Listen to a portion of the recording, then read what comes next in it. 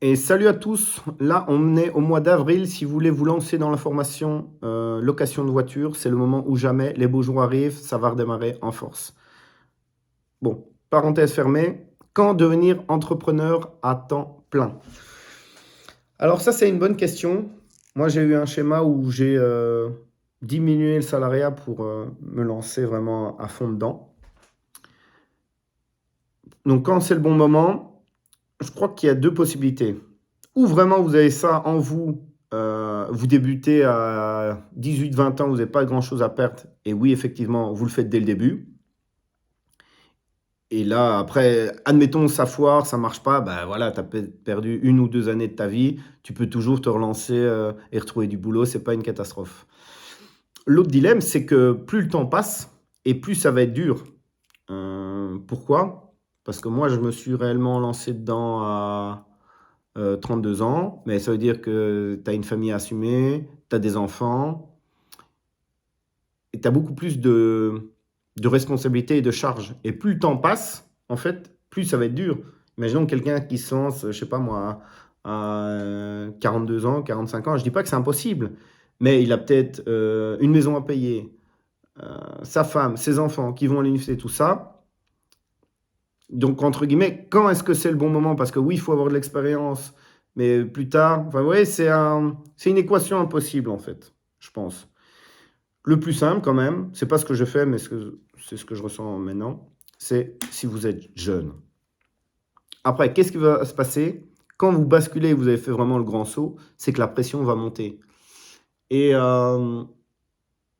j'ai pris quand même pas mal de sécurité et tout ça, mais n'empêche qu'être indépendant, c'est totalement différent d'être salarié et de faire, même si c'est dur aussi d'être salarié et je dis pas, hein, j'ai voulu sortir de là donc je comprends aussi, hein, mais d'être indépendant et d'avoir tout le poids qui repose sur ses épaules, ça fait quand même bizarre.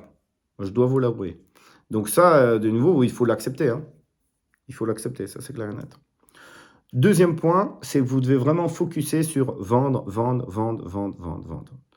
On entend plein de trucs aussi où il y a des trucs pas rentables, comme les licornes. Ça, je ferai une autre vidéo sur les licornes parce que personne gagne de l'argent, en fait, mais c'est un business model tout autre. Mais bon, peu importe.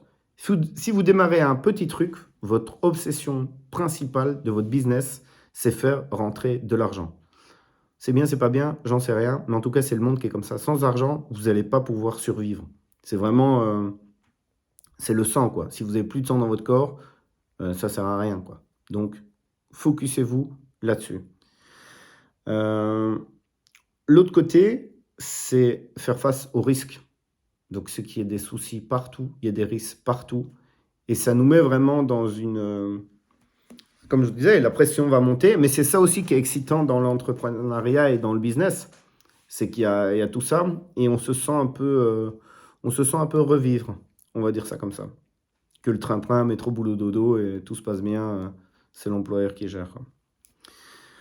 L'autre point aussi super important, c'est par rapport à l'organisation. Alors, je crois qu'il y a deux espèces d'entrepreneurs. C'est celui-là qui sait vivre dans le chaos et qui est bien là-dedans. Mais je pense quand même que tôt ou tard, il faut s'organiser dans tout, en fait. Dans le temps, dans le planning. Il faut devenir beaucoup plus rigoureux que sinon, ça peut vite déraper, quoi. Donc ça, moi, c'est un point de métamorphose chez moi que j'ai vu le plus se développer, c'est que je me suis mis à beaucoup mieux organiser tout un tas de trucs, quoi. Et l'autre point aussi que je déteste, et c'est un truc qu'on entend tout le temps, c'est brûler les bateaux. Euh, donc ces fameux trucs, ouais, tu vas, tu brûles tes bateaux, comme ça tu es obligé de réussir, obligé de gagner et tout ça. T'as pas de plan B. Ouais, mais en fait, ce qu'on dit aussi, c'est que si t'as pas de plan B et que tu as brûlé tes bateaux et que tu sais plus repartir et que tu crèves de faim sur l'île, bah, potentiellement ça peut aussi arriver, quoi. Donc je dis pas aussi je comprends la logique de se dire voilà, j'ai pas d'autre choix, je dois vraiment me mettre à 100%, mais prévoyez quand même un petit plan B, quoi. C'est quand même toujours mieux, peut-être brûler 3 bateaux et en garder un. Au pire, si vous devez repartir, vous serez un peu serré, mais quand même important d'avoir un bateau, parce que dans toutes les personnes qui lancent des business, dans toutes les personnes qui entreprennent, bah, il y a pas que des success stories, en fait.